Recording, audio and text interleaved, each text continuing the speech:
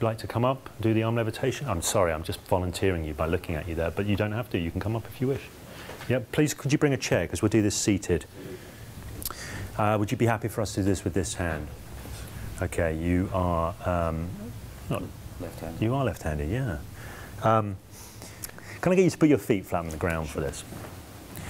Now, you know the thing about hypnosis is when interesting things start to emerge from hypnotic experiences, sometimes you get this thing where people are in this place, they go, well, you know what?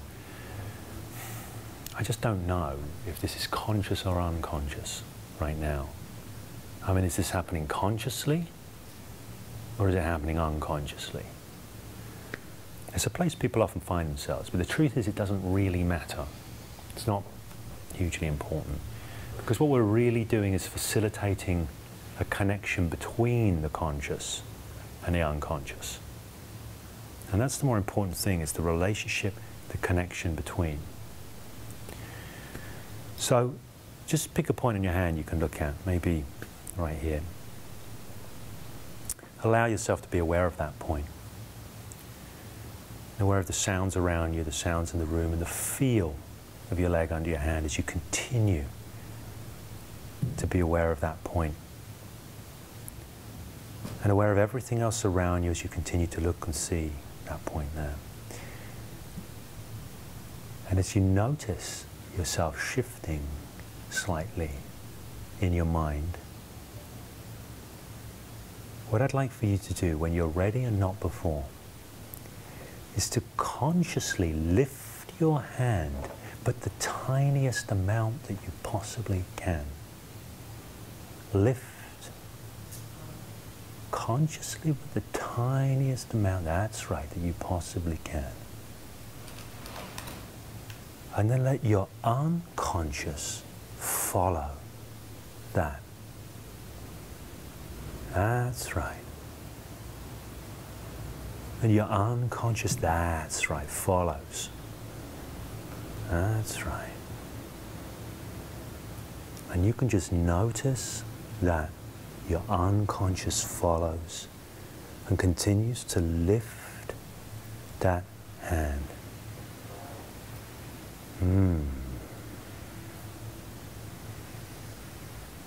All the way, and lifting. You can close your eyes as that hand continues to lift. That's right. Quicker. That's right. Just letting that and allowing that. Wonderful.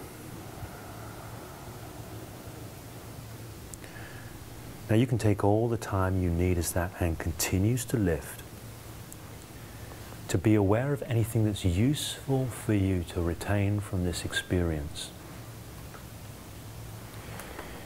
That's it. In assisting you in becoming even more proficient at doing this kind of work and finding a place for this. That's right.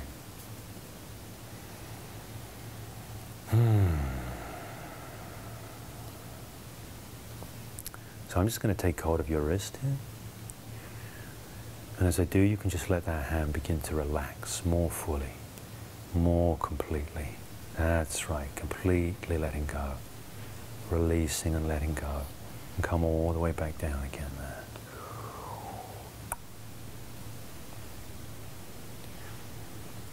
And in a moment, wherever you are now, can be the beginning point for returning fully into this moment in this room, because you can shift your breathing.